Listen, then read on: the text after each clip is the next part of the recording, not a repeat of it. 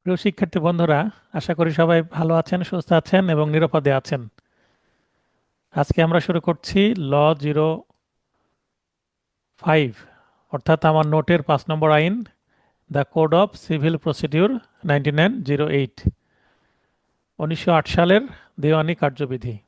খুবই গুরুত্বপূর্ণ একটি আইন। এই আইন থেকে এমসিকিউ পরীক্ষায় 20 নম্বর এবং লিখিত পরীক্ষায় 15 নম্বর, এবং যদি দেওয়ানি কার্যবিধি থেকে লিখিত পরীক্ষায় 2টি প্রশ্ন লেখার সুযোগ হয়ে থাকে, অর্থাৎ 2টা কমন পান, সেক্ষেত্রে সিপিসি থেকে কিন্তু 30 নম্বরের লিখিত পরীক্ষায় প্রশ্ন কমন চলে আসতে পারে। অর্থাৎ সবচেয়ে বেশি নম্বর এই সাবজেক্ট থেকে আসে। এবং এই সাবজেক্টটা অনেকে বলে জটিল কঠিন। তো জটিল কঠিন আপনি যখন এটাকে কিভাবে আপনার কাছে উপস্থাপন করা হচ্ছে তার উপর ডিপেন্ড করে যেটা কতটা জটিল কঠিন। আমার কাছে যখন এলএলবি অনার্স করছিলাম ওই সময় এই সাবজেক্টটা, মানে যেহেতু এলএলবি অনার্সের সময় কিছু কোশ্চেন সাজেশন এবং কোশ্চেনের উত্তর টপিক ভিত্তিক আমরা পড়াশোনা করেছি, তাই খুব ডিপে আমরা ধারাভিত্তিক আলোচনায় যাওয়ার সুযোগ হয়নি ভার্সিটি লেভেলে। তো ইউনিভার্সিটির পড়াটাতে যতটুকু মানে আমার মনে হয়েছিল যে আসলেই সিপিসি কঠিন। তো আপনাদের পড়াতে গিয়ে যখন আমি কোর্টে আসলাম 2018 সাল থেকে, তখন এই বিষয়গুলো যখন নিজে উপলব্ধি করতে শুরু করলাম যে কেন সিপিসি কে সবাই কঠিন মনে করে, দেওয়ানি কার্যবিধি কঠিন সাবজেক্ট বলে, তো বুঝতে পারলাম যে উপস্থাপনার মধ্যে সমস্যা আছে। তো আমার কাছে পরবর্তীতে এবং এখন খুব একটা কঠিন এটা মনে হয় না, কারণ অনেকটা নখদর্পণে চলে এসেছে আপনাদের পড়াতে পড়াতে। তো কামরুজ্জামান ভাই কেমন আছেন, বলেন যে সবকিছু ঠিক আছে কিনা। জি স্যার, আসসালামু আলাইকুম স্যার। ভালো আছি, আপনি ভালো আছেন স্যার? আলহামদুলিল্লাহ ভালো আছে ভাই, বলেন সবকিছু ঠিক আছে কিনা। জি স্যার, সবকিছু ঠিক আছে স্যার। আওয়াজ ঠিক আছে, আরো জোরে বলতে হবে কিনা। না না, ঠিক আছে স্যার। ঠিক আছে। আপনার কাছে দেওয়ানি কার্যবিধি কেমন মনে হয়, কঠিন না সহজ? স্যার এটা ওই যে ইংলিশ ল্যাঙ্গুয়েজ শেখার মতো স্যার, ওই স্যারদের মুখে শুনে শুনেই কঠিন মনে হয় আর কি। হ্যাঁ। তো আজকে একটু চেষ্টা করছি সহজভাবে আপনাদেরকে উপস্থাপন করার। তো এটা 5 নম্বর আইন, দেওয়ানি কার্যবিধি 1908। এখানে সিলেবাস দেওয়া আছে, সিলেবাস কিন্তু ছোট না, মোটামুটি বড় একটা সিলেবাস। এই সিলেবাস থেকে আমাদের এমসিকিউ এবং রিটেন আসে। তো এখানে সূচিপত্র দেওয়া আছে, সূচিপত্রে দেখবেন যে এই, এখানে 11টি পার্ট আছে। প্রথম পার্টটা প্রাথমিক বিষয়সমূহ, প্রতিটা সাবজেক্টে আমার দেখবেন এরকম হয়। এবং আজকে আমরা পার্ট জি 1 এবং পার্ট 2, অর্থাৎ 35 বি ধারা পর্যন্ত আলোচনা করব। সেটা আপনারা রুটিন পেয়ে গেছেন, আজকে দিয়ে দিয়েছি সন্ধ্যায়। তো পার্ট 1, প্রাথমিক বিষয়সমূহ। প্রথমেই অন্যান্য আইনে যেমন আছে এটাতেও আছে বিগত বার কাউন্সিল পরীক্ষার এমসিকিউ প্রশ্ন বিশ্লেষণ। আমরা জানি 2012 সাল থেকে শুরু করে 2025 সাল পর্যন্ত 8টি বার কাউন্সিলের এমসিকিউ পরীক্ষা হয়। এবং সর্বশেষ পরীক্ষাটার দিকে যদি আমরা নজর দিই, 32 ধারা থেকে প্রশ্ন আসে, যেটা ইতিপূর্বে এসেছিল, অর্থাৎ রিপিটেড সেকশন। তারপর 59 নতুন সেকশন, স্টার চিহ্ন দেওয়া অর্থ এটা নতুন সেকশন, নতুন ধারা থেকে প্রশ্ন আসছে, ইতিপূর্বে কখনো এই ধারা থেকে প্রশ্ন আসেনি। তারপরে জি 89 এ উপধারা 12, এখান থেকে বারবার প্রশ্ন আসে, খুবই ইম্পর্টেন্ট একটি সেকশন, লিখিততেও আসে। 107 এর আগেও এসেছে। আদেশ, মানে আদেশ 1, বিধি 10 নতুন। আদেশ 5, বিধি 1 একেবারে নতুন। আদেশ 6, বিধি 2 নতুন। আদেশ 7, বিধি 11, দেখেন আদেশ 7, বিধি 11। এই আদেশ 7 খুবই ইম্পর্টেন্ট। এর আগেও যেমন দেখেন এখানে আদেশ 7, বিধি 11। তো জি এখানেও আদেশ 7, বিধি 11 গত বছরেও এসেছে, তার মানে এখানে 23 সালেও এসেছে, আবার 25 সালেও কিন্তু এসেছে। তার মানে এই আদেশ 7, বিধি 11 খুবই ইম্পর্টেন্ট। 25 সালে 2টা প্রশ্ন এসেছে এবং এখান থেকে এবার রিটেন আসানোর সম্ভাবনা ভালো আছে। আদেশ 9, বিধি 3 নতুন, ইতিপূর্বে কখনো আসেনি। এবং আদেশ 9, বিধি 5, তাহলে আদেশ 9 থেকে কিন্তু 2টা প্রশ্ন, বিধি 3 এবং 5। আদেশ 18, বিধি 19 নতুন। আদেশ 20, বিধি 7 নতুন। আদেশ 21, বিধি 84, এটাও নতুন। তবে আমার নোটে এগুলো আগে থেকে ছিল, নতুন করে অ্যাড করতে হয়নি। আদেশ 26, বিধি 9 খুবই ইম্পর্টেন্ট একটি আদেশ, ইতিপূর্বে এসেছিল, এবারও এসেছে। আদেশ 27 এ, বিধি 1 নতুন। আদেশ 32 বিধি 1 নতুন, আদেশ 39 এখানে ইনজাংশন সম্পর্কে বলা হয়েছে, খুবই ইম্পর্টেন্ট একটি অর্ডার বা আদেশ। বিধি 5 এটাও পুরাতন, ইতিপূর্বে এসেছে, এবারও এসেছে। আদেশ 41 বিধি 5 উপবিধি 2 এবং আদেশ 47 থেকে এসেছে প্রশ্ন। তো দেখেন, প্রথমবার যখন পরীক্ষা হয় 2012 সালে কিন্তু 24টা প্রশ্ন এসেছে, দেখতে পাচ্ছেন। তারপরে জি কিন্তু আহ, তারপরের বার 19টা 20টা। প্রশ্ন এসেছে, তারপরে 20টা, আবার 19টা, তারপর সর্বশেষ আমরা যদি চিন্তা করি 4টা পরীক্ষা 20 সাল থেকে কিন্তু 20টা করে প্রশ্ন আসছে সিলেবাসভুক্ত, যে 20টা আসার কথা সেই সিলেবাসের মানবন্টন অনুসারে 20টা আসছে। এবং 20 সাল থেকে কিন্তু প্রশ্নের প্যাটার্নে একটা আমূল পরিবর্তন আমরা দেখতে পাচ্ছি। কিভাবে? কারণ জুডিশিয়ারি প্রশ্ন করছে, আগে বার কাউন্সিল নিজেই প্রশ্ন তৈরি করত, এখন 2020 সাল থেকে নিজেরা প্রশ্ন তৈরি করে না, জুডিশিয়ারি প্রশ্ন যারা তৈরি করেন সহকারী জজ, এখন তো সিভিল জাজ হয়ে গেছে, তো জি সিভিল জাজ জি নিয়োগের যে জুডিশিয়ারি পরীক্ষা, তারাই এই পরীক্ষাটার অ্যারেঞ্জমেন্ট করে থাকেন, তারাই সবকিছু প্রশ্ন রেডি করেন এমসিকিউ রিটেনের। তো এই কারণেই সর্বশেষ 4টি প্রশ্ন আমাদের খুবই গুরুত্বের সাথে পড়তে হবে, বিগত সালের প্রশ্ন। এখানে আরেকটা দেখছি যে পরিচিতি অংশ থেকে একটি প্রশ্ন এসেছিল 2022 সালে সর্বশেষ। তাছাড়া 2023 এবং 24-এ পরিচিতি অংশ থেকে কোনো প্রশ্ন আসেনি। পরিচিতি বলতে যে প্রথম দিকে কিছু সাল, কত সালে পাশ হলো, বা এটা কে ড্রাফট তৈরি করেছে, এই ধরনের ইতিহাস স্বরূপ প্রশ্নগুলো। এবং আমরা সর্বশেষ দেখছি যে 2023 সালে ধারা থেকে 10টি, আদেশ থেকে 10টি, তার আগে 2022 সালে ধারা থেকে 10টি, আদেশ থেকে 9টি। কিন্তু এবার সর্বশেষ 2025 সালে ধারা থেকে 4টি এবং আদেশ থেকে 16টি প্রশ্ন এসেছে। এবং এটা আপনাদের জন্য একটা মানে বিপদের একটা সংকেত। যদি এরকম অনেক প্রশ্ন বিপদ, হয়, অনেক বিপদ। যে ধারা থেকে কম প্রশ্ন আসছে, আদেশ থেকে বেশি প্রশ্ন আসছে, সেক্ষেত্রে প্রশ্নর মান আমরা এটা ধরে নিতে পারি কঠিন, সিপিসি থেকে কঠিন। জি তবে এই যে 2000 এমনিতে শেষের স্যার গুলো যে, এই আদেশ আর বিধিটাই কেমন জানি কঠিন মতো স্যার, এই সাবজেক্টের এই আদেশ বিধিটাই তো তো কঠিন মতো। এখানে আদেশ বিধি কঠিন হওয়ার কারণ আমি একটু পরেই যাব, যখন আদেশ বিধি মানে বিন্যাসে যাব, তখন একটু আমি জি বুঝিয়ে দেবো কেন কঠিন মনে হয়। তারপরে এখন একটু বলে রাখি যে আদেশের সংখ্যা খুব বেশি না, 50-এর কাছাকাছি, কিন্তু আদেশের আন্ডারে কিন্তু বিধির সংখ্যা প্রচুর। তো জি আর ধারা মাত্র 153টি। আমরা আরো জি একটি বড় আইন যদি চিন্তা করি, তো পেনাল কোড 511টি ধারা। আরো একটি জি বড় আইন হচ্ছে সিআরপিসি, সিআরপিসি। 565টি ধারা। তো এখানে সিপিসি বড় আইন, ধারা মাত্র আছে 153টি, ধারা কম, তাই ধারা থেকে কম প্রশ্ন আসাটাই স্বাভাবিক, এটা আমরা ধরে নিতে পারি। এবং ধারা থেকে প্রশ্ন করার জায়গা খুব কম, আদেশ বিধি থেকে প্রশ্ন করার জায়গা বেশি, কারণ এটা প্রসিডিউরাল ল বা পদ্ধতিগত আইন।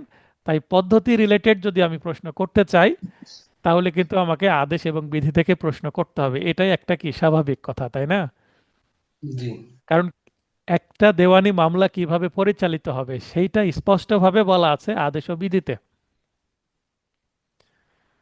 তো এখানে দেখেন যে নতুন ধারা, আদেশ ও বিধিসমূহ 2025 সালের এমসিকিউ পরীক্ষায় ধারা 59 একটি মাত্র নতুন ধারা, কিন্তু এখানে সম্পূর্ণ একটি নতুন ধারা থাকলেও বিধি কিন্তু 10টি, তার মানে 11টি, 20টি প্রশ্নের মধ্যে 11টি জায়গা থেকেই নতুন প্রশ্ন, আর 9টি হচ্ছে রিপিটেড অংশ থেকে।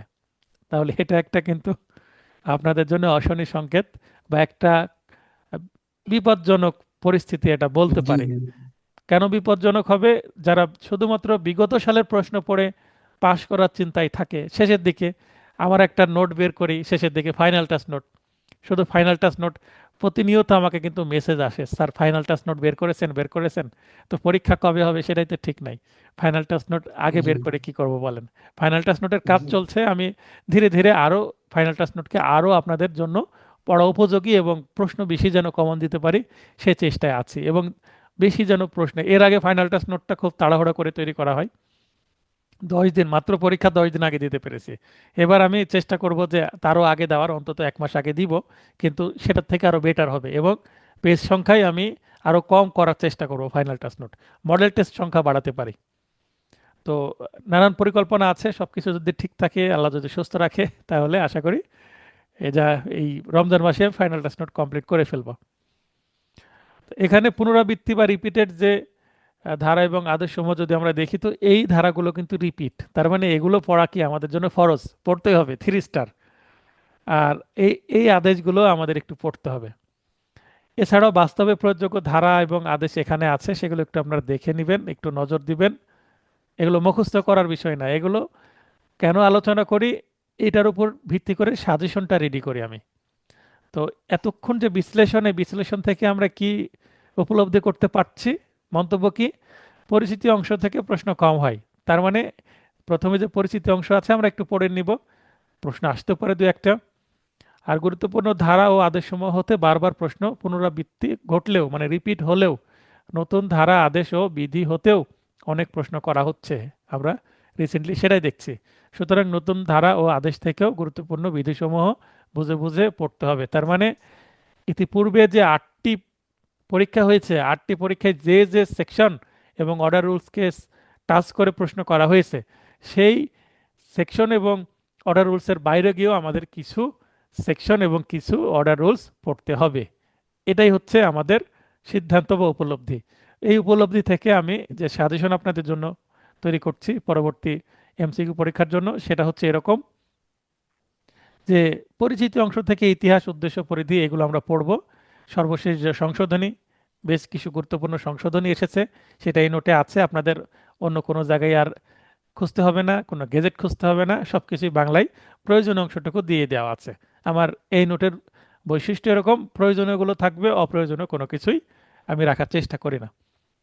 তাহলে অ্যামেন্ডমেন্ট জি সহ আমাদের এই সেকশনগুলো পড়তে হবে। দেখবেন কিছুতে 3 স্টার আছে, সেগুলো অন্তত 3 স্টারগুলো 3 বা তার বেশি বার পড়বেন। 2 স্টারগুলো অন্তত 2 বার পড়বেন। 1 স্টারগুলো যেগুলো, সেগুলো একবার অন্তত পড়বেন। 1 স্টার আছে বলে সেগুলো টাচই করবেন না তা না, 1 স্টার মানে একবার পড়বেন, 2 স্টার মানে 2 বার পড়বেন। 3 স্টার যেগুলো দেওয়া আছে সেগুলো 3 বা তারও বেশি বার পড়বেন, কারণ সেগুলো আপনাকে পাস করাবে। তাহলে আমরা এছাড়া এখানে দেওয়ানি কার্যবিধির সেকশনগুলো আমরা দেখছি। তাহলে দেওয়ানি কার্যবিধি থেকে আমরা 153টির মধ্যে থেকে 70টি মাত্র সেকশন পড়বো, তাহলে অনেক কমিয়ে দিলাম না? মোটামুটি জি 60% রাখলাম আর 40% বাদ দিয়ে দিলাম। আর দেওয়ানি আদালত আইন বলে আরেকটি আইন আছে 1887 সালের, যেটা সর্বশেষ সংশোধনী হয় 2021 সালে। এই সংশোধনীর মাধ্যমে বিশেষ করে আদালতের যে আর্থিক এখতিয়ার সেটা পরিবর্তন হয়। তো এখান থেকে আমরা 18, 19 এবং 21 এই 3টি সেকশন পড়বো এই আইনের। এই আইনটা কিন্তু সিলেবাসভুক্ত আইন না, আমরা যে 7টা আইন পড়ি এই জি 7টা আইনের বাইরের একটা আইন। তারপরে এই আইনটার এই আচ্ছা 3টা সেকশনও আমাদের পড়তে হবে, কারণ এখান থেকে প্রশ্ন আসে।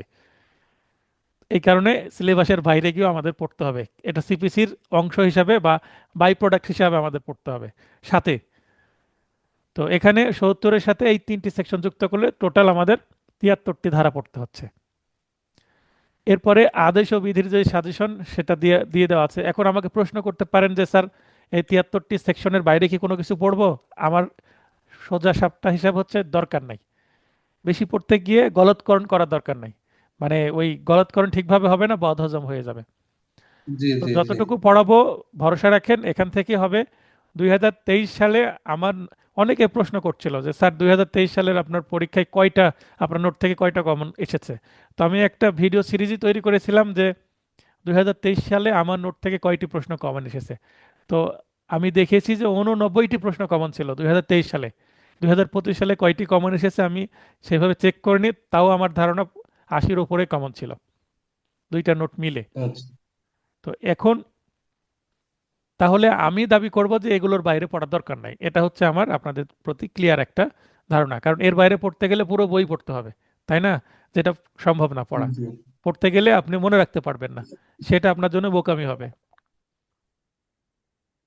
তো এবার দেখেন, এখানে আদেশ নাম্বার দেওয়া আছে, আদেশ এগুলো 1, 2, 3, এবং প্রতিটা আদেশে কোন বিধিগুলো আমরা পড়ব। তাহলে সিপিসির এই সাজেশন থেকে আমরা একটা জিনিস ধারণা করতে পারছি যে সিপিসির হচ্ছে 2টি অংশে বিভক্ত সিপিসিটা।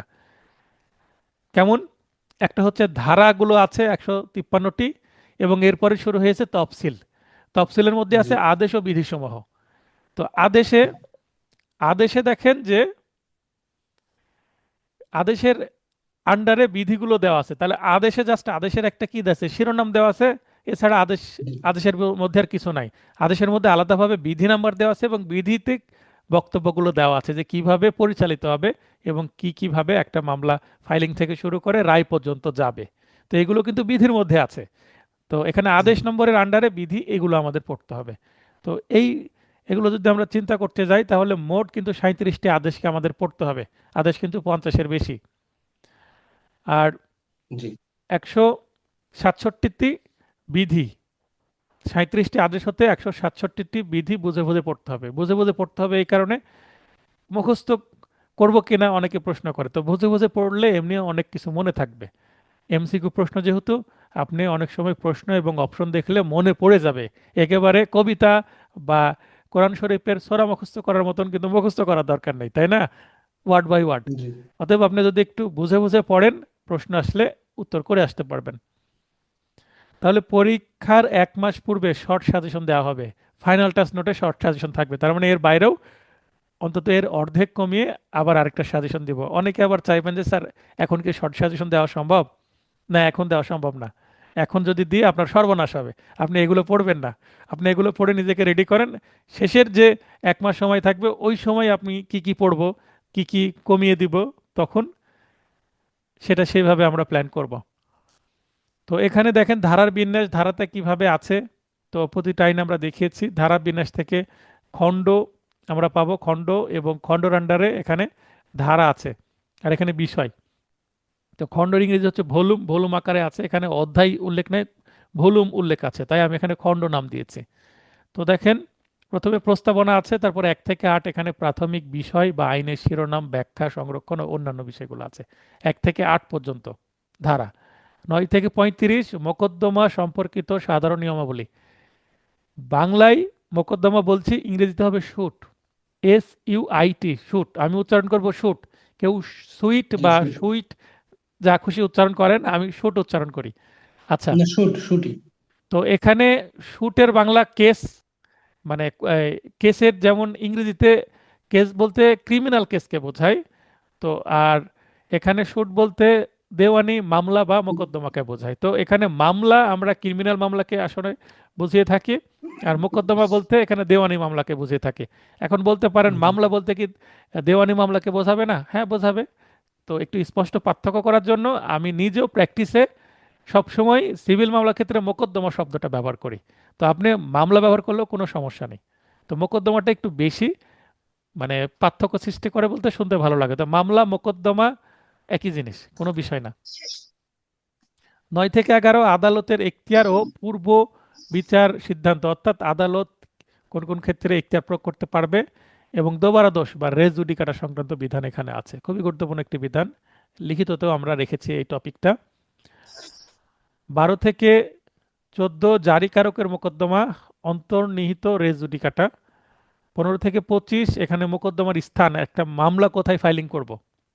যেমন ক্রিমিনাল মামলা যেখানে ঘটনা ঘটে সেখানে কি করতে হয়, কজ অফ অ্যাকশন যেখানে সৃষ্টি হলো সেখানে মামলা করতে হয়। বা একটু শব্দ হচ্ছে আপনার, কি কারণে জানি না, এরকম শব্দের আগে হয় না। 26 মোকদ্দমার, মানে শব্দটা কি জাতীয় স্যার? আচ্ছা স্যার প্লিজ একটু মানে কি জাতীয় শব্দ স্যার এটা? হয়তো বা পাতা উল্টাচ্ছেন বা নিঃশ্বাসের শব্দ। ও যাই হোক, মানে আমাদের এই মানে পাশে আবার দূরে একটা বিয়ে বাড়িতে বক্স বাজছে, যাই হোক আমি যতটুকু বক্সের কোনো চেষ্টা শব্দ করেছি না, জানলা। খসখস শব্দ। আচ্ছা আচ্ছা আচ্ছা আচ্ছা ঠিক আছে। আচ্ছা। তা মোকদ্দমা দায়ের মানে মামলা ফাইলিং হবে কি করে, 26 এটা বলা আছে। 27 থেকে 32 সমন ও আবিষ্কার। একটা মামলা ফাইলিং করার পর বিবাদীকে জানানোর জন্য সমন বা নোটিশ দিতে হয়, সেটাই এখানে আলোচনা আছে। কিভাবে দিব সেটা বলা আছে, মানে আইনটা বলা আছে এখানে। কিন্তু সমন জি সম্পর্কে আবার আদেশ বিধিতে বিস্তারিত বলা আছে। এখন সমন কি, সমন কত প্রকার, এই বিষয়গুলো এখানে আছে, কিন্তু সমনটা কিভাবে দিতে হবে এগুলো বলা আছে আদেশ বিধিতে। 33 জি রায় ও ডিক্রি। আচ্ছা, এর আগে 26 বললাম মোকদ্দমা দায়ের মানে ফাইলিং কিভাবে হবে। এখন মোকদ্দমা ফাইলিং আপনার আরজি বা প্লেন দাখিলের মাধ্যমে হবে, এতটুকুই বলা আছে 26-এ। কিন্তু আমরা যখন আদেশ বিধিতে পড়বো তখন একটা মোকদ্দমা ফাইলিংয়ে কি কি থাকবে, এটা কোথায় সাবমিট করতে হবে, এই বিস্তারিত প্রসিডিউরটা বলা আছে। তার মানে মনে জি করেন জি যে একটা খাবার যদি রান্না করা হয়, তো এই খাবারটা রান্না করতে কি কি লাগবে। যদি আমি বলি যে একটা খিচুড়ি রান্না করতে হবে, তাহলে কি লাগবে? প্রধানত চাল লাগবে, ডাল লাগবে এবং অন্যান্য জি মশলা জি লাগবে, জি তাই না? জি। তো পানি লাগবে। মানে তার মানে স্যার এগুলো এগুলো ধারা হলো অনেকটা সূচিপত্রের মতো, যেগুলোর বিস্তারিত আদেশ ও বিধিতে আছে। হ্যাঁ, সেটাই আমি বলছি যে এই যে উদাহরণ দিচ্ছি, খিচুড়ি রান্না করতে কি কি ইনগ্রিডিয়েন্ট লাগবে, অর্থাৎ উপাদান কি কি লাগবে, তো সেগুলো বলা আছে। ঠিক আছে। আরো একটা সহজ জি উদাহরণ জি দিই। Oats saline, oats saline. তো এই ওটস স্যালাইন বা খাবার পানি যেটা মিশিয়ে আমরা লবণ চিনি দিয়ে তৈরি করা যে স্যালাইন, তো প্যাকেট স্যালাইন যদি কিনা হয়, তো প্যাকেট স্যালাইনে এখানে লেখা আছে কি কি আছে। তো লবণ আছে, বিভিন্ন সোডিয়াম ক্লোরাইড সহ অন্যান্য হয়তো বা লবণ আছে, পটাশিয়াম ক্লোরাইড এই ধরনের, এবং সুগার দেওয়া আছে, চিনি দেওয়া আছে, এবং এটা পানির সাথে মিলাতে হবে 1/2 লিটার পানির সাথে, তাই না?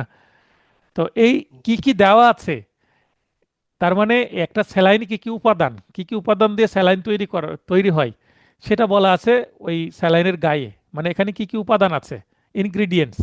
তো ধারাতে আসলে এই ধরনের ইনগ্রিডিয়েন্টস শুধু বলা থাকবে, যে সিভিল মামলায় এই বিষয়গুলো আইনে তো আছে, কিন্তু স্যালাইনটা কিভাবে তৈরি করতে হবে, এই জি প্রসিডিউরটাও জি কিন্তু তৈরি করার নিয়ম, তাই না?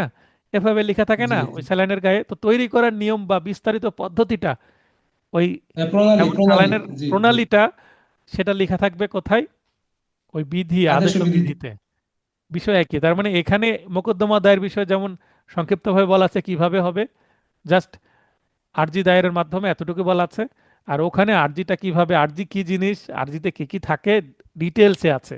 তার মানে এখানে জাস্ট মূল বিষয়গুলোকে টাচ করে চলে গেছে, আইনটা বলে দেওয়া আছে, আর সেখানে গিয়ে বিস্তারিত বলা আছে। অর্থাৎ এখানে আছে মূল বিষয়, আর আদেশ ও বিধিতে আছে ব্যাখ্যা। 34, সুদ। সুদ বলতে ইন্টারেস্ট। 35 থেকে 35 খরচাদি, অর্থাৎ কস্ট। 36 থেকে 74 আছে জারি, জারি মামলা সংক্রান্ত। 36 থেকে 37 সাধারণ যে নিয়ম কানুনগুলো। 38 থেকে 46 যে সকল আদালত ডিক্রি জারি করতে পারে সেই সকল বিষয় বলা আছে, 47টা বাতিল হয়ে গেছে। 48 ডিক্রি জারির সময়ের মেয়াদ। 49 থেকে 50 হস্তান্তর সূত্রে ব্যাপক প্রাপক ব্যক্তি ও প্রাপ্য। বৈধ প্রতিনিধি।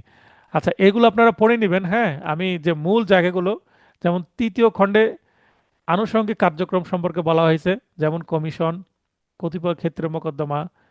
চতুর্থতে কতিপয় ক্ষেত্রে মোকদ্দমা, অর্থাৎ স্পেশাল যে মোকদ্দমাগুলো, যেমন ইন্টারপিটার শুট। তারপর সরকার বা কর্মচারী দ্বারা বা তাদের বিরুদ্ধে মোকদ্দমা। তারপরে পঞ্চমে এসে 89 থেকে 93 আছে বিশেষ কার্যক্রম, অর্থাৎ সালিসি কার্যক্রম, মধ্যস্থতা, সালিসি আপিল, মানে এডিআর।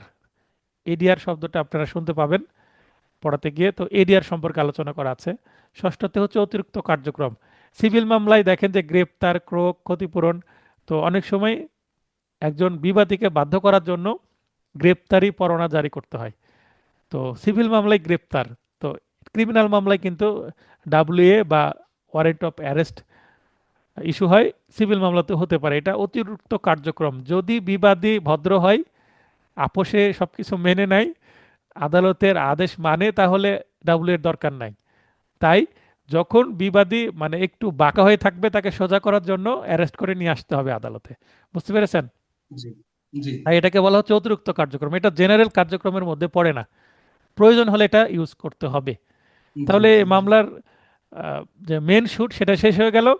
এরপরে মেন শুট হওয়ার পরে কেউ যদি সেই আ- আদালতের মূল আদালতের রায় বা ডিক্রিতে আপত্তি জানায়, সংক্ষুব্ধ হয় যে আমি মানি না নিম্ন আদালতের রায়, তাহলে তার জন্য কি আছে, আপিলের ব্যবস্থা আছে।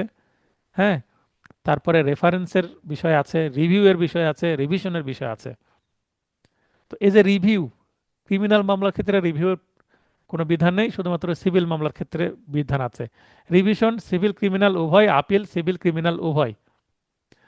তারপরে নবমে আছে হাইকোর্ট বিভাগ সম্পর্কে বিশেষ বিধান। তারপরে এখানে বিধিসমূহ, এই যে বিধির কথা আদেশে বলা আছে, আদেশের আন্ডারে এই বিধিগুলো কারা তৈরি করবে, কিভাবে তৈরি করবে, এগুলো সম্পর্কে ধারাতে বলে দেওয়া আছে। তারপরে বিবিধ, জি এখন বলতে পারেন যে দুইটা তো পার্ট দেখছি আমরা, একটা হচ্ছে মূল সিপিসি বা দেওয়ানি কার্যবিধি, যেটা 100, এখানে 58, সরি আমি 53 বলছিলাম কিন্তু এখানে 158 ধারা পর্যন্ত, হ্যাঁ আমার নোটে 53 ধারা পর্যন্ত রেখেছি তাই 53 বারবার আসছিল। তো 158 ধারা পর্যন্ত। তো এই 158 ধারাটা হচ্ছে মূল দেওয়ানি কার্যবিধি, কিন্তু এর বাইরে গিয়ে উম, তফসিল, যেমন আমরা লিমিটেশন অ্যাক্টে কিন্তু ধারা পড়লাম 29টা, তারপরে আবার কিন্তু তফসিল পড়ছি, তফসিলে আর্টিকেল আছে হচ্ছে 183টা, তাই না? জি তেমনি এটা বাড়তি একটা জিনিস। তো এখানে যদি আদেশ এবং ধারাগুলোর মধ্যে কোনো কনফ্লিক্ট তৈরি হয়, যেমন আদেশ এক কথা বলছে, ধারাতে গিয়ে মানে আদেশে এক ধরনের কথা কিন্তু ধারাতে ভিন্ন কথা বলা আছে, সেক্ষেত্রে কিন্তু আদেশ প্রিভেল করবে, মানে সরি, ধারার বক্তব্যটা কিন্তু এখানে কি হবে, বেশি গুরুত্ব পাবে, মানে ধারার গুরুত্ব বেশি। আদেশে প্রসিডিউরে একটু ভুল ভ্রান্তি চলে আসতে পারে, কিন্তু ধারার এখানে গুরুত্ব বেশি। যেমন বাংলাদেশের সংবিধান দেশের সর্বোচ্চ আইন। তো এই জি অন্য আইনের সাথে যদি সংবিধানের সাংঘর্ষিকতা দেখা দেয়, তাহলে সংবিধানের আইনটাই কি প্রিভেল হবে, অর্থাৎ গুরুত্ব বেশি পাবে, অন্যটা পাবে না। তো এখানে কোন আদেশে কি আছে সেটা এখানে দেওয়া আছে, আপনারা দেখে নেবেন। তো যখন আমরা আদেশ পড়ব তখন এই বিষয়গুলো আরো ভালোভাবে বুঝতে পারবো। এরপরে খুবই গুরুত্বপূর্ণ একটা চার্ট পড়ব, যে সিভিল মামলা কিন্তু অনেক দেরি হয়। সিভিল মামলা কি হয়, অনেক দেরি হয় শেষ হতে। কেন দেরি হয় সেটা আমরা বিস্তারিত জানতে পারবো, কিন্তু একটা সিভিল মামলার জীবন চক্রটাকে দেখে নিই। দেওয়ানি আদালতের কার্যপদ্ধতি বা ফ্লোচার্ট, দেওয়ানি আদালত কিভাবে কাজ করে, একটা সিভিল মামলা ফাইলিং হওয়ার পর থেকে এটা পরিপক্ক হওয়া, অর্থাৎ রায় ডিক্রি আসা পর্যন্ত কোন কোন পথ পরিক্রমা পাড়ি দিয়ে যেতে হয়, সেগুলো আমরা দেখব। ধাপ একে আদেশ 4-এর বিষয়। আদেশ 4-এর যে প্রসিডিউর সেটা এখানে আছে, সেরেস্তাদারের নিকট মোকদ্দমা দায়ের। সেরেস্তাদারকে আপনার ক্রিমিনাল মামলায় একজন ম্যাজিস্ট্রেট থাকবেন, যে ম্যাজিস্ট্রেট কোর্টে মামলা দায়ের করা যায়, আমলি আদালত বা কগনিজেন্স কোর্ট, সেখানে তার বেঞ্চ সহকারী থাকে, আমরা পোশাকি নাম বা সাধারণ নাম পেশকার বলে থাকি। তো জি পেশকার থাকে, তারপরে স্টেনো থাকে, আরও স্টাফ থাকে। কিন্তু সিভিল যে ক্রিমিনাল কোর্টে যেগুলো থাকে, যে সেট থাকে, সিভিল কোর্টে সেই সেট বাইরে আরেকটা সেট থাকে, সেটা হচ্ছে সেরেস্তা। সেরেস্তা কেন লাগবে, কারণ সিভিল মামলাটা জটিল মামলা ক্রিমিনালের থেকে, তাই সেরেস্তাদারের একটা বড় দায়িত্ব পালন করতে হয়। তো এখানে ক্রিমিনাল মামলা কোর্টে সরাসরি দাঁড়িয়ে ফাইলিং করা যায় অথবা পুলিশের কাছে ফাইলিং করতে হয়, কিন্তু এই সিভিল মামলা কিন্তু কোর্টে দাঁড়িয়ে ফাইলিং করার দরকার হয় না, সেরেস্তাদারের কাছে জমা দিলেই হয়। এবং বাদী যিনি মামলা করছেন তাকে আদালতে যেতেও হয় না। যদি তিনি মনে করেন যে জাস্ট সই করে দিলেন, অ্যাডভোকেটের বাড়িতে সই করতে পারেন বা অ্যাডভোকেটের চেম্বারে সই করতে পারেন, যেখানে খুশি সেখানে সই করলেন এবং অ্যাডভোকেট সই করলেন, বাদী সই করে জমা দিয়ে দিলেন প্রপারলি রেডি করে। এখানে ওই সময় বাদীকে উপস্থিত থাকার দরকার হয় না, কিন্তু আদালতে সিআর মামলা ফাইলিং এর সময়, ক্রিমিনাল মামলার কথা বলছি, অবশ্যই বাদীকে উপস্থিত থাকতে হয় বা ফরিয়াদীকে জি উপস্থিত থাকতে হয়, নালিশকারীকে উপস্থিত থাকতে হয়। তো এইগুলো পার্থক্য আমরা দেখব। ধাপ দুইয়ে তাহলে সেরেস্তাদার কে, সেরেস্তাদার হচ্ছে মূল আদালতের যে এজলাসের পাশাপাশি একটা কি থাকে, সেরেস্তা থাকে। সাধারণত পাশের মানে একই ভবনের পাশের যে রুম সেখানে হলে সবচেয়ে ভালো হয়, অনেক জায়গায় তাই আছে, কিন্তু এই স্থান সংকুলন না হওয়ার কারণে অনেক সময় এক বিল্ডিংয়ে থাকে সেরেস্তা, আরেক বিল্ডিংয়ে থাকে এজলাস, এরকমও হয়। জি আমাদের রাজশাহী জি কোর্টেই হয়। জি কিন্তু নিয়ম হচ্ছে পাশাপাশি হলে সুবিধা হয়, ভোগান্তি কম হয়।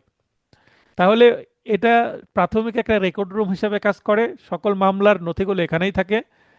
একটা নির্দিষ্ট তারিখে যেই মামলাগুলো আছে সেগুলো পেশকারকে বুঝিয়ে দেয় সেরেস্তাদারের আন্ডারে স্টাফ থাকে, তারাই মামলাগুলো নিয়ে যায়, নিয়ে আসে, আবার সেরেস্তাদারের কাছে জমা দিয়ে দেয়। তার মানে বলতে গেলে কি, আদালত পরিচালনা করছে কিন্তু সেরেস্তাদার, এবং জি আদেশ সবকিছু দিচ্ছে জজ সাহেব, সিভিল জাজ, কিন্তু এই সেরেস্তাদারের একটা বড় ভূমিকা আছে, মানে তিনি সবকিছু দায়িত্ব নিয়ে বসে আছেন, এবং আদালতের বা বিচারকের নির্দেশে, সিভিল জাজের নির্দেশে তিনি সবকিছু করছেন, তার একটা বড় ভূমিকা আছে অনেক অনেক বড় একটা দায়িত্ব আছে এখানে, এগুলো আমরা বুঝবো। তবে সবচেয়ে ভালো হয় আপনারা অন্তত একদিন কোর্টে গিয়ে এই বিষয়গুলো একটু দেখে নেবেন, যে সেরেস্তাদার সেরেস্তা কোনটা।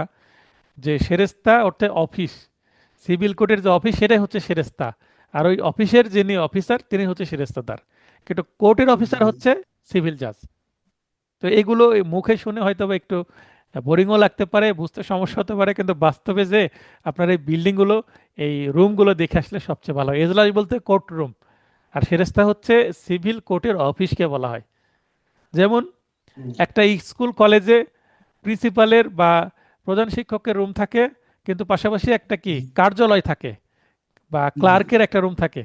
তিনি কিন্তু সবকিছু একটা শিক্ষা প্রতিষ্ঠান, ওই কার্যালয় ওখানে আপনাকে ভর্তি হতে হবে, ওখানে ফর্ম ফিল আপের কাজগুলো করতে হবে। প্রিন্সিপাল কিন্তু এগুলো করেন না। তাহলে এখানে বড় একটা কাজ থাকে ক্লার্কের বা যিনি দাপ্তরিকের কাজ করেন তার, তাই না? তো সেরেস্তা কিন্তু এরকম কাজ করে। হাই স্কুলের সাথে যদি তুলনা করি তাহলে বিষয়টা বুঝতে পারবেন। জি তো এখানে দ্বিতীয় ধাপে সেরেস্তায় মামলা দিলাম, ফাইলিং হয়ে গেল। আদেশ 4-এ আছে মোকদ্দমা গ্রহণ ও নম্বর প্রদান। তাহলে কে নম্বর প্রদান করবে? সেরেস্তাদার। একটা মামলা ফাইলিং করলে মামলা তো নাম্বার পড়বে, এবং জি নাম্বারের বিপরীতে নাম্বার বলতে একটা সংখ্যা প্লাস স্লাইস দিয়ে একটা সাল, তারিখ। স্লাইস দিয়ে সাল, এবং এই প্রকারও দিয়ে দিতে হবে এটা কি প্রকারের মামলা। আচ্ছা। এবং মোকদ্দমা গ্রহণ করার পরে তো দিবেন, যদি কোনো সমস্যা থাকে উনি ফেরত দেবেন, যে না এটা এই জায়গায় না, বা আপনার সমস্যা আছে, কোর্ট ফি সঠিক নাই, বা স্বাক্ষর নাই, বা যে যে কাগজপত্র আপনি দেওয়ার কথা বলছেন সেগুলো দেননি, আপনি এটা ঠিক করে নিয়ে আসেন। ফেরত দিল, গ্রহণ করলে নাম্বার দিবে, গ্রহণ না করলে ফেরত দিয়ে ঠিক করে আনতে বলবে বা সঠিক কোর্টে যেতে বলবে।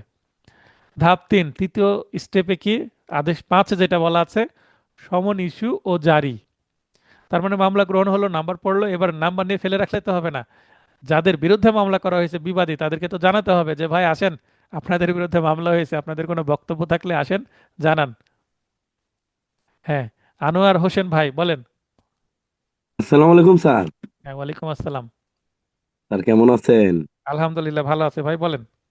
স্যার, ওই যে সেরেস্তার নিকট মুকদ্দমা দায়ের, হ্যাঁ, ই হ্যাঁ, মুকদ্দমার যে গ্রহণ করে যে মুকদ্দমার নাম্বারটা দেয়, যেমন হ্যাঁ, 20/22/2026, এটা কি হ্যাঁ, নাম্বারটা সেরেস্তা দেয়?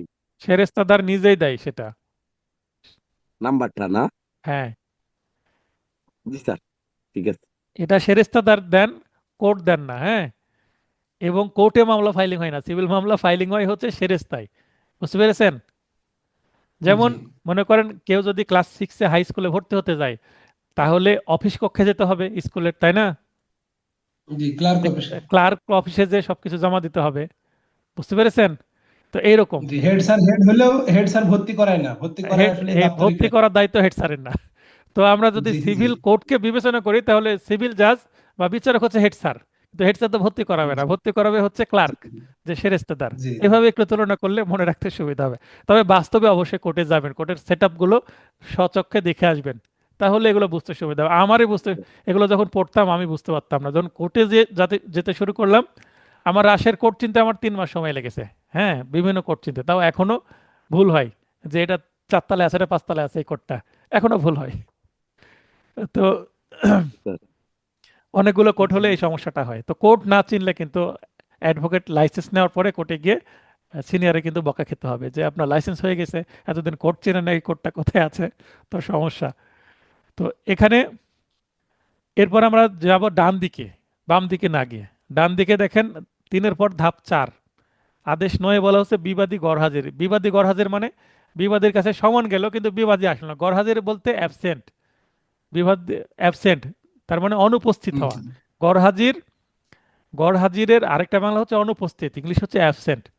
আসলো না মানে বিবাদীর কোনো যায় আসে না এই মামলায়, সে ইন্টারেস্ট নাই, মানে ওই ডিক্রি নিয়ে নিলে বাদী তার কোনো যায় আসে না, মানে তার কোনো সরাসরি ইন্টারেস্ট নাই। কিন্তু এখানে তার বিরুদ্ধে মামলা করা হয়েছে, সে বিবাদে আসলো না। অনেক সময় ইন্টারেস্ট থাকলেও আসে না, অবহেলার কারণে আসে না, বিভিন্ন কারণে আস নাও আসতে পারে। তারপরে ধাপ 5, যদি বিবাদী না আসে সেই ক্ষেত্রে প্রসিডিউরটা কি সেটা দেখাচ্ছে। আদেশ 18 অনুসারে একতরফা শুনানি বা সাক্ষ্য গ্রহণ হয়ে যাবে। একতরফাকে ইংলিশে বলে এক্সপার্টে, সেটা আমরা দেখব। তো একতরফা বলতে মনে করেন যে খেলার মাঠে দুইজন থাকবে, হ্যাঁ, দুই পক্ষ থাকবে, যদি ক্রিকেট খেলার কথা বলি, এক পক্ষ ব্যাট করবে, এক পক্ষ বল করবে। এখন যদি এক পক্ষ না আসে তাহলে তো অপর পক্ষ একাকী জিতে যাবে, তাই না? ওয়াকাফা পেয়ে যাবে, জি। হ্যাঁ, তো এক পক্ষ জিতে গেল, তার মানে একতরফা শুনানি হবে। তো এমনিতেই তো ডিক্রি দিয়ে দিবে না। তো যে মামলা করেছে তাকে কি করতে হবে? সাক্ষী দিতে হবে। তার মানে তার আদালতে যে মামলাটা করেছে মামলার বিষয়বস্তুকে এগুলো সাক্ষী আকারে আসবে। তারপরে জি ধাপ জি। 6, আদেশ 20 অনুসারে রায় প্রচার, একতরফা আদেশ দিয়ে দিবে। এবং এই একতরফা আদেশটা কে দিবে? সিভিল জাজ নিজেই দিবেন। এই একতরফা আদেশ দেওয়ার আচ্ছা পর তাহলে এই মামলাটা কোথায় ফাইলিং হয়েছিল? সেরেস্তায়।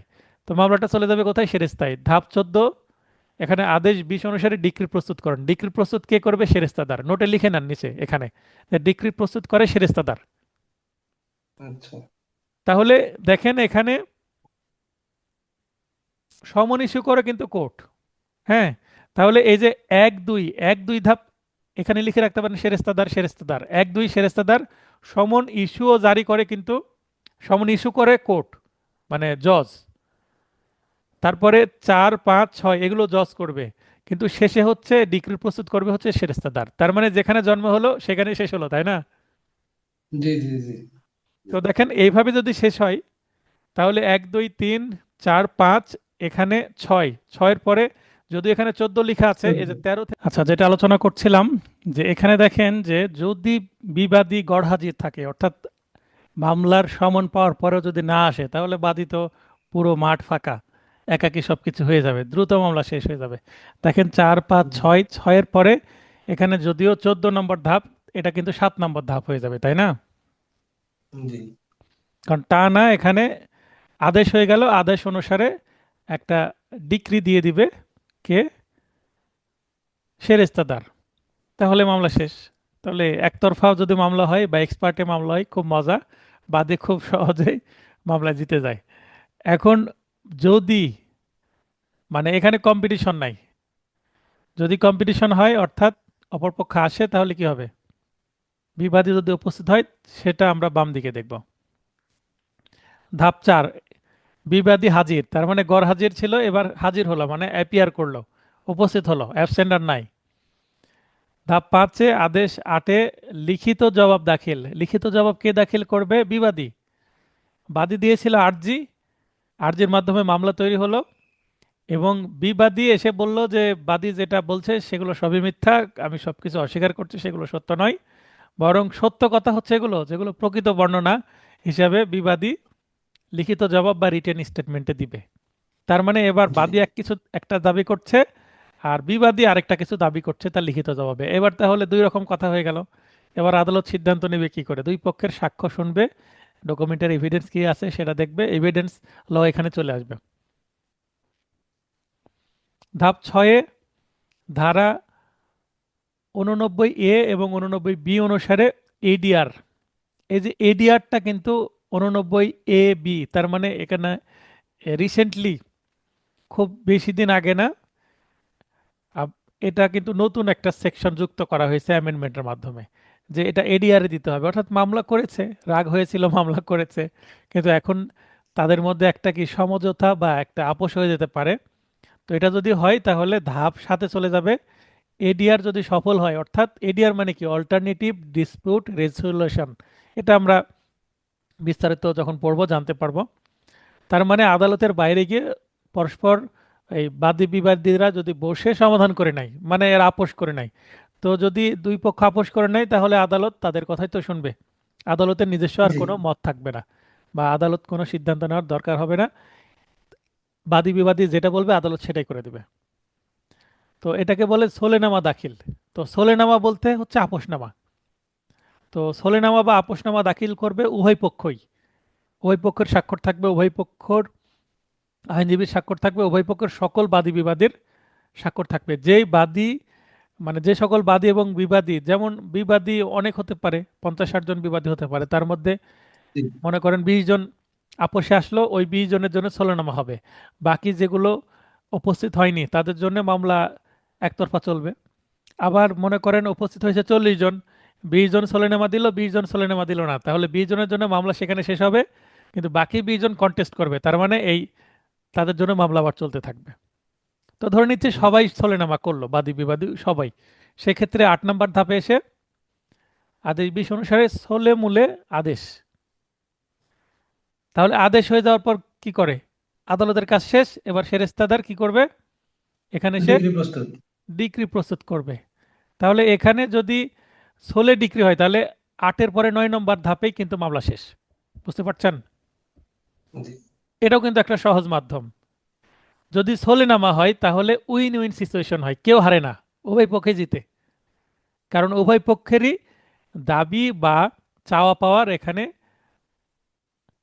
প্রতিফলন ঘটে স্থলেনামায়, কারণ স্থলেনামা উভয় পক্ষ সই করছে, তাই বাদীও কিছু শর্ত দিচ্ছে, বিবাদীও কিছু শর্ত দিচ্ছে, অনেকটা এগ্রিমেন্টের মতন হচ্ছে। জি, হ্যাঁ, উভয়ের সম্মতিতে। জি। উভয়ের সম্মতিতে। বাদী বললো আমি এগুলো এগুলো চাই, বিবাদী বললো ঠিক আছে আপনি এগুলো নেন কিন্তু আমাকে এগুলো দেন। এভাবে কিছু শর্ত আসছে। তো স্থলেনামা সব সকল প্রকার মামলাতেই করার সুযোগ আছে, এবং এডিআর এর জন্য একটা স্টেপ দিতে মানে লিখিত জবাব দেওয়ার পরে পরবর্তী স্টেপই হবে এডিআর। এডিআর দিতে আদালত বাধ্য, এটা কম্পালসারি। এরপরে মনে করেন যে মামলা হবে কন্টেস্ট। এবার এটা ব্লু কালার ব্যবহার করি। ধাপ সাথে এডিআর ব্যর্থ হলো, মানে এডিআর এর জন্য দিল কিন্তু বাদী বিবাদী রাজি হলো না, বললো না আমরা এডিআর করব না, কি করব, কন্টেস্ট করব। তাহলে আদেশ 14 অনুসারে বিচার্য বিষয় বা ইস্যু গঠন হবে। আপনার ক্রিমিনাল মামলায় যখন আসামি উপস্থিত হয় তখন মামলাটা বদলি হয় কিসের জন্য? বিচারের জন্য। মামলা রেডি, বিচারের জন্য বদলি হয়ে যায় বিচারিক আদালতে। আমলি আদালত থেকে বিচারিক আদালতে যায়। বিচারিক আদালতের প্রাথমিক যে আনুষ্ঠানিক কাজ সেটা হচ্ছে চার্জ গঠন করা। মানে এটা কি বিষয়ে মামলা, কিসের উপরে সাক্ষ্য গ্রহণ করা হবে সেটা নির্ধারণ করা। যেমন আপনাদের 100টা এমসিকিউ প্রশ্ন আসবে, তার উপরে উত্তর লিখতে হবে, তার মানে এই 100টা এমসিকিউ প্রশ্ন আপনার পাস ফেল নির্ধারণ করে। তেমন একটা মামলায় কি কি বিষয়ে সাক্ষ্য গ্রহণ করা হবে, বিষয়বস্তু কি মামলার, সেটাই নির্ধারণ করা হয় চার্জ গঠনের মাধ্যমে ক্রিমিনাল মামলায়। ঠিক সেম চার্জ গঠন হয় ক্রিমিনাল মামলায় যেমন, তেমন সিভিল মামলায় বিচার্য বিষয় বা ইস্যু গঠন হয়। বোঝাতে পারলাম? জি। তার মানে এখানে আপনারা নিচে লিখে নিতে পারেন অন্য কালারের কলম দিয়ে যে বা পেন্সিল দিয়ে যে আহ, এই ফৌজদারি মামলায় যেমন চার্জ গঠন হয় তেমন, বা চার্জ গঠনের মতন, তাহলে একটা সিমিলারিটিস পাবেন। এরপরে 8 নম্বর ধাপ আদেশ 11 অনুসারে আবিষ্কার বা 30 ধারা তদবির। আবিষ্কার বা 30 ধারা তদবির হচ্ছে যখন ইস্যু গঠন হবে, গঠন হওয়ার পরে কোনো পক্ষ, বাদী বা বিবাদী কোনো পক্ষ যদি মনে করে যে এই ইস্যু গঠনে কি আছে, সীমাবদ্ধতা আছে, তখন তিনি কি করতে পারেন? একটা প্রশ্নমালা দিতে পারেন যে ইওর অনার বা স্যার আদালতকে, যে আমরা এই আবিষ্কার বা 30 ধারা তদবির যেটা বলা হচ্ছে, যে আমরা আরো কিছু প্রশ্নমালা দিয়ে দিচ্ছি, এগুলো ইস্যুর মধ্যে বিবেচনায় নেন। তার মানে ইস্যু গঠন পর্যাপ্ত না হলে বাদী বা বিবাদী পক্ষ নিজে থেকে ইস্যুর কিছু পয়েন্ট যুক্ত করে দিতে পারেন। বোঝাতে পারলাম? এটা উভয় পক্ষই পারে, তাই তো স্যার? উভয় পক্ষই পারে, বাদী বিবাদী জি। উভয় পক্ষের এখানে এখতিয়ার আছে। আবিষ্কার মানে ইস্যুটা আমার কাছে পছন্দ হলো না, আমি এটা সংযোজন বিযোজন করতে চাই, ঠিক আছে, তখন প্রশ্নমালা দিতে হবে। ইস্যু তার তার মানে ইস্যু গঠনে কিন্তু 4-5টা প্রশ্ন থাকে, এগুলোর উত্তরই খোঁজা হয় সাক্ষ্য প্রমাণে এবং আর্গুমেন্টে। তেমনি আবিষ্কার নিজেদের থেকে পক্ষরা নিজেরা দিবে আইনজীবীর মাধ্যমে। তো আমি যতগুলো নিজে সিভিল মামলা করেছি এবং যতগুলো আদালতে দেখেছি, এখন পর্যন্ত একটাও চোখে পড়েনি যে কেউ 30 ধারা তদবির গ্রহণ করলো বা পদক্ষেপ নিল বা আবিষ্কারের যে প্রশ্নমালা সেটা দিল, আমি কখনো দেখিনি। তার মানে এটা এমনিতেই পার হয়ে যায়, কেউ এটার কিছু করে না, মানে স্টেপ নেয় না। জি। তার মানে আদালত যেটা ইস্যু গঠন করলো সেটাই মেনে নেয়। এরপরে 9 নম্বর ধাপ আদেশ 18 অনুসারে, আদেশ 18তে কিন্তু 9 নম্বর ধাপের কথা বলা আছে, তাই আমি আদেশটা উল্লেখ করে দিয়েছি যেন আপনাদের বুঝতে সুবিধা হয়। আপনার যদি কৌতূহল তৈরি হয় তাহলে নোটের আদেশ 18তে গিয়ে এটা রিচেক করে নিতে পারবেন। হুম। এসডি, এসডির পূর্ণরূপ হচ্ছে এসডি, সেটলিং ডেট, নিচে লিখে নিতে পারেন। সেটলিং ডেট বাংলা হচ্ছে তারিখ নির্ধারণ। কিসের তারিখ নির্ধারণ? এই মামলাটা কবে সাক্ষ্য গ্রহণ হবে সেটার তারিখ নির্ধারণ। এখন এসডি কেন রাখা হবে? এটা হচ্ছে ওয়েটিং রুমের মতন। যেমন আপনি ডাক্তারের কাছে যাবেন রোগী দেখানোর জন্য, দেখবেন ওয়েটিং রুমে আপনাকে অপেক্ষা করতে হয় ডাক্তারের মূল চেম্বারে জি। জি। প্রবেশের আগে, করতে হয় না? জি। তারপরে আমার এখানে জুমে প্রবেশ করার আগে আপনাকে কিন্তু ওয়েটিং রুমে রাখা হয়। আমি যতক্ষণ পর্যন্ত পারমিশন না দেব ততক্ষণ পর্যন্ত দেখবেন আপনার ওয়েটিং রুম বলে একটা অপশন আছে, সেখানে আপনারা জি মানে হ্যাং হয়ে থাকবে। আমি যখনই পারমিশন দেবো ওয়েটিং রুম থেকে তখন আপনি ক্লাস ইন করতে পারবেন। তো এই এইচডিটা ওয়েটিং রুমের মতো, নিচে লিখে নিতে পারেন ওয়েটিং রুমের মতো। কিসের ওয়েটিং রুম? এই মামলাটার কবে সাক্ষী শুরু হবে, কি কারণে। যারা আদালতে যান তারা দেখবেন যে একটা কজ লিস্ট থাকে, যেমন আমাদের অ্যাডভোকেটদের এরকম ডায়েরি থাকে। ডায়েরিতে কোন ডেটে কি মামলা আছে আমরা লিখে রাখি, সে অনুসারে মক্কেলকে ডাকি, আদালতে নথিপত্র নিয়ে যাই, হিয়ারিং চলে এভাবে। তেমনি আদালতের একটা কজ লিস্ট আছে, সাধারণত লাল কাপড় দিয়ে মোড়াই করা, এই ধরনের কালারের, হ্যাঁ। তো জি এরকম জি জি লম্বা ফাইলের মতন কজ লিস্ট থাকে। তো এই কজ লিস্টে একটা ধার্য তারিখে, যেমন আগামীকালকে 17 তারিখ আমার মামলা আছে, তেমন ওই কজ লিস্টে একটা, প্রতিটা কোর্টের কিন্তু আলাদা আলাদা কজ লিস্ট আছে, কিছু কিছু কোর্টের একাধিক কজ লিস্ট আছে। তো এই কজ লিস্টে কি কি মামলা আছে তার মধ্যে সাক্ষীর জন্য, যেটাকে পিএইচ বলবো একটু পরে 10 ধাপে আমরা দেখবো, পিএইচ এ কয়টা মামলা থাকবে এগুলো কিন্তু আইন নির্ধারণ করে দিয়েছে। এর আগে কম মামলা থাকতো, আইন অ্যামেন্ডমেন্ট করার মাধ্যমে এটার সংখ্যা বৃদ্ধি করা হয়েছে। তো সংখ্যা বৃদ্ধি করলে হবে, বিচারক সংখ্যা যদি বৃদ্ধি না করে তাহলে একজন ব্যক্তি, জি একজন জি বিচারক ডাবল কাজ কিভাবে করবে, সম্ভব?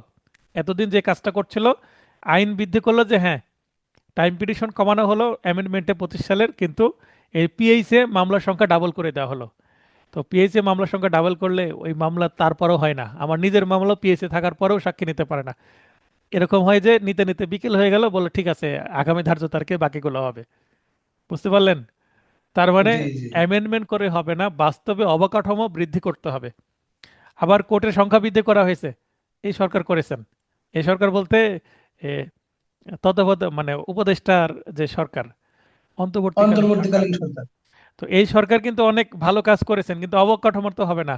অনেক আদালত সৃষ্টি করা হয়েছে, কিন্তু আদালতের অবকাঠামো নাই। মানে কাগজ কলমে আছে, কিন্তু এক কোর্টের মধ্যে 5 কোর্টের কাজ চালানো হচ্ছে, 5টা। মানে খাতায় আছে কিন্তু মাঠে নেই আর কি। বাস্তবে নাই। বুঝতে পেরেছেন? তো ওই একই ব্যক্তির জি পেশার ডাবল হয়ে গেছে, পেশার বেশি হচ্ছে, কিন্তু তিনি তো করতে পারবেন না, কারণ ওই কি বলে যে টাইম তার বৃদ্ধি পাবে না। জি দিন 12 12 24 ঘন্টায় তো হবে। জি জি হয়তোবা দিন ছোট হবে, রাত বড় হবে, কিন্তু 24 ঘন্টা তো আর বেশি হবে না। অতএব জি এখানে অবকাঠামো বৃদ্ধি করতে হবে, বিচারকের সংখ্যা বৃদ্ধি করতে হবে। এই সরকারের আমলে শুধুমাত্র একটাই নিয়োগ দেওয়া হয়েছে, এই বিচারক নিয়োগ দেওয়া হয়েছে। হ্যাঁ, সিভিল জাজ নিয়োগ দেওয়া হয়েছে 100-র মতন, যেটা আবার কয়েকজনের নিয়োগ আটকে ছিল, তাদের ভেরিফিকেশনের সমস্যা হচ্ছিল মেবি, কিছু আন্দোলন করার মাধ্যমে সেগুলো তারা আবার পেয়েছেন। এটা মনে পড়ছে কি? জি ওই কিছুদিন আগে হচ্ছিল স্যার, হ্যাঁ, দেখছিলাম। তো এইটাই মাত্র একমাত্র নিয়োগ এই সরকারের, তাছাড়া এই সরকার মানে চোখে পড়ার মতো খুব একটা নিয়োগ দেয়নি। এবং এই সরকার চেয়েছিল যে 2025 সালে 2টা এমসিকিউ পরীক্ষা নিবে, কিন্তু একটারই রেজাল্ট দিতে পারেনি। মানে বার কাউন্সিল মোটামুটি, এই এই স্যার আর ওই যে সরকারের বার আপনার কিছু কাউন্সিল বিচারক ব্যর্থ। নিয়োগ দিয়েছিল স্যার, আর ওই যে কিছু বিচারক নিয়োগ দিয়েছিল 23 জন মতো। আমি সেটাই বলছি তো। ওই ওই সেই 23 জনের মধ্যেই মানে যারা আটকে ছিল তাদের নিচ্ছে তাই বললেন? হ্যাঁ, হ্যাঁ। তার মানে এখানে নিয়োগের ক্ষেত্রে খুব একটা মানে সফলতা নাই এ সরকারের। তো যাই হোক, সেগুলো আমরা আলোচনায় যাচ্ছি না। তাহলে এইচডি হচ্ছে কি ওয়েটিং রুমে রাখা, কারণ এই পিএইচে নির্দিষ্ট সংখ্যক মামলা রাখা যায়, ইচ্ছা করলে পিএইচে দেওয়া যায় না। যেমন ডাক্তারের চেম্বারে হয়তো বা 2জন রোগী ঢুকলো, একসাথে তো 20 জনের ঢোকানো যায় না, তাই না? জি তাই ওয়েটিং রুমে ওয়েট করে রাখতে হবে এইচডি। তার মানে এই ডেট সেট হবে এটার জন্য কি তাকিয়ে থাকবে। এরপরে ধাপ 10, এই অনেক মামলা এইচডিতেই 10 বছর পড়ে থাকে, এরকম আছে। হ্যাঁ, যদি বাদী বা বিবাদী যদি সতর্ক না হয়, আর অ্যাডভোকেট যদি মনে করে যে আমি মামলাকে 10 বছর 20 বছর পর্যন্ত ঝুলিয়ে রাখবো, তাহলে এইচডিতেই 2 বছর 4 বছর 5 বছর 10 বছর ঝুলে থাকতে পারে। মানে পেশকার নিজে থেকে কখনো তুলবে না এখানে, যদি একটু তদবির করা না হয়। কারণ ওয়েটিং রুমে আপনি নিজে থেকে যদি সতর্ক না থাকেন তাহলে কেউ আপনার মামলাটাকে একটু পিএইচে নিয়ে যাওয়ার চেষ্টা করবে না, ওই ফাইল চাপা পড়ে থাকবে। ফাইল চাপা পড়ে থাকবে। পিএইচ, পিএইচ মানে প্রিয়াম্পটরি হিয়ারিং, চূড়ান্ত শুনানি বা সাক্ষ্য গ্রহণ। এখানে ক্রিমিনাল মামলায় এটাকে বলে ট্রায়াল, নিচে লিখে রাখতে পারেন ট্রায়াল বা বিচার। ক্রিমিনাল মামলায় ট্রায়াল বা বিচার বলে, কিন্তু সিভিল মামলায় এটাকে বলে পিএইচ, যেটা সাক্ষ্য গ্রহণ। ট্রায়ালেও সাক্ষ্য গ্রহণ হয় ক্রিমিনাল মামলায়, সিভিলে পিএইচ এ সাক্ষ্য গ্রহণ করা হয়। ধাপ 11, আদেশ 18। এই যে পিএইচ, একটা মামলা পিএইচ পর্যায়ে বেশ কয়েকটা ডেট পড়তে পারে, মানে পিএইচই। তো পিএইচ এ যদি সাক্ষ্য শুরু হয়ে যায় তাহলে সেটা চলে যায় এফপিএইচ, মানে অধিকতর শুনানি বা সাক্ষ্য গ্রহণ। অর্থাৎ পিএইচ এ যদি সাক্ষ্যর জন্য আছে, টাইম পিটিশন দিচ্ছে বা সাক্ষী আসছে না, মানে সাক্ষী এখনো শুরুই হয়নি, তো পিএইচই থাকবে। সাক্ষী শুরু হয়ে গেল তখন পিএইচ থেকে এফপিএইচ এ চলে যাবে। মানে তার মানে ফার্দার ফার্দার ফার্দার, হ্যাঁ, parental hearing. Further peremptory hearing. তার মানে পিএইচ এরই একটা ফাইনাল পার্ট। জি। এবার এই পেজে একাধিক ডেট পড়তে পারে, অথবা ছোট মামলা হলে একদিনে শেষ হয়ে যেতে পারে। তবে এখন এফিডেভিটের মাধ্যমে যেহেতু এখানে সাক্ষ্য গ্রহণ করা হচ্ছে, তাই একটু দ্রুত হয়ে যায় এবং অনেক সাক্ষী নিয়ে আসার দরকার হয় না। বাদী বিবাদী যদি অনেক হয়, সবার পক্ষে যে কোনো একজন সাক্ষী দিলে হয়, এবং নিরপেক্ষ সাক্ষী একজন নিয়ে আসলাম, মামলা শেষ।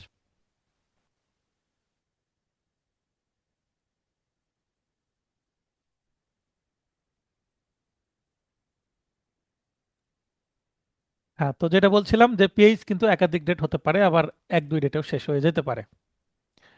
এরপরে ধাপ 12। স্যার এই নিরপেক্ষ স্যার এই নিরপেক্ষ সাক্ষী তো উভয় পক্ষের যে কেউ একজন আনতে পারে না? উভয় পক্ষ মানে বাদী পক্ষ নিরপেক্ষ সাক্ষী নিয়ে আসবে, বিবাদী পক্ষ নিরপেক্ষ সাক্ষী নিয়ে আসবে। জি বুঝতে পেরেছেন? সিভিল জি জি মামলা, জি। ক্রিমিনাল মামলায় শুধুমাত্র প্রসিকিউশন পক্ষ সাক্ষী দেয়। আর আসামি যদি মনে করে যে আমি সাক্ষী দিব, তো দিলাম, না দিলে না। যদি দেয় তো সাফাই সাক্ষী দিতে হয়। অধিকাংশ 90% মামলায় কিন্তু সাফাই সাক্ষী দেওয়া হয় না, মানে আসামি মুখ বন্ধ করে থাকে।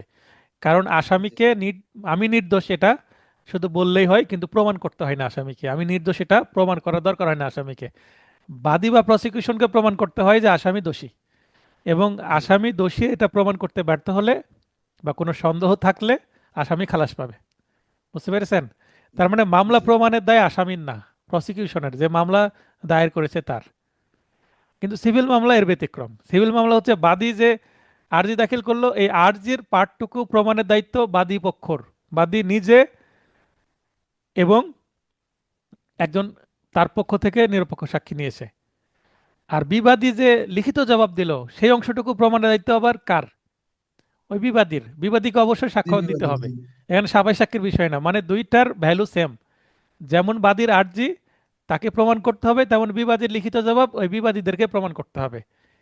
ঠিক যেমন প্রসিডিউরে বাদী সাক্ষী দিবে, বিবাদী পক্ষের আইনজীবী বাদীকে জেরা করবে, তেমনি বিবাদী পক্ষের সাক্ষী সাক্ষ্য দিবে, বাদী পক্ষের আইনজীবী তাকে জেরা করবে। মানে ভাইস ভার্সা, একেবারে সমান অধিকার। বোঝা যাচ্ছে? জি জি স্যার। সাক্ষ্য আইন যখন পড়বো তখন একটু একটা টেবিল দিয়ে পার্থক্য দেওয়া আছে, এই জিনিসগুলো তখন ক্লিয়ার হবে।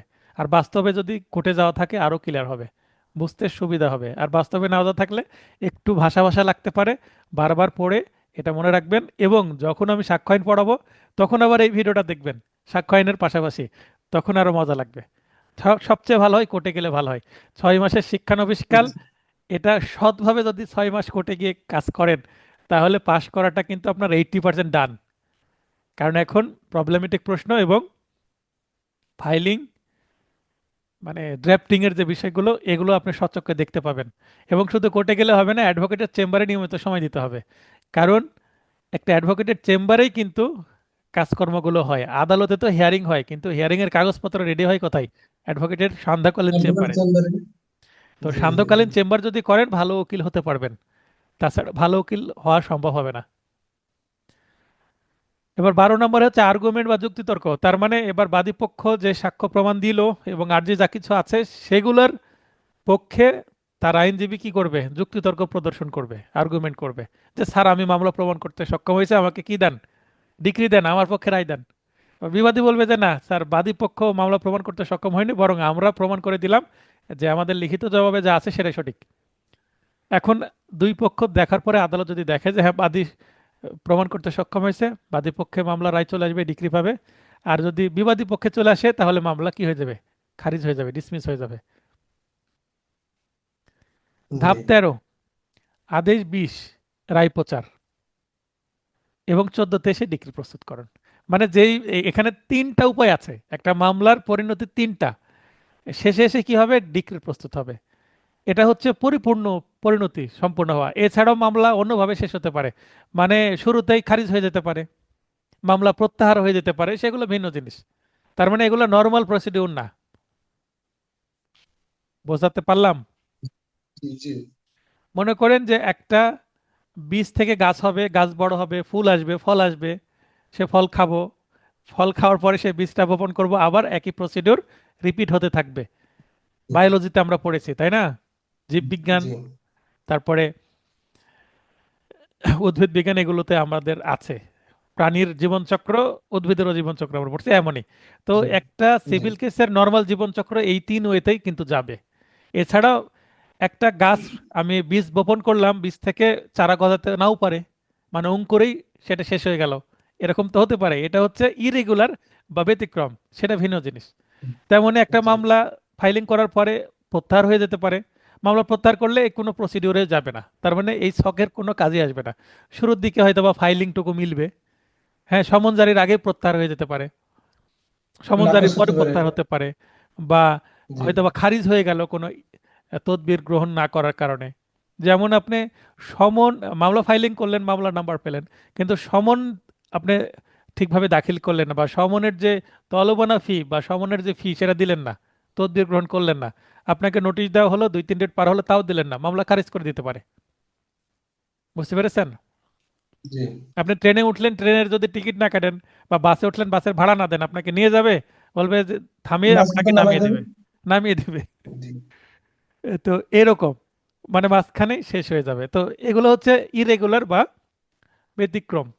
তো নর্মাল প্রসিডিউর হচ্ছে এটা, একটা সিভিল মামলা এইভাবে শেষ হবে।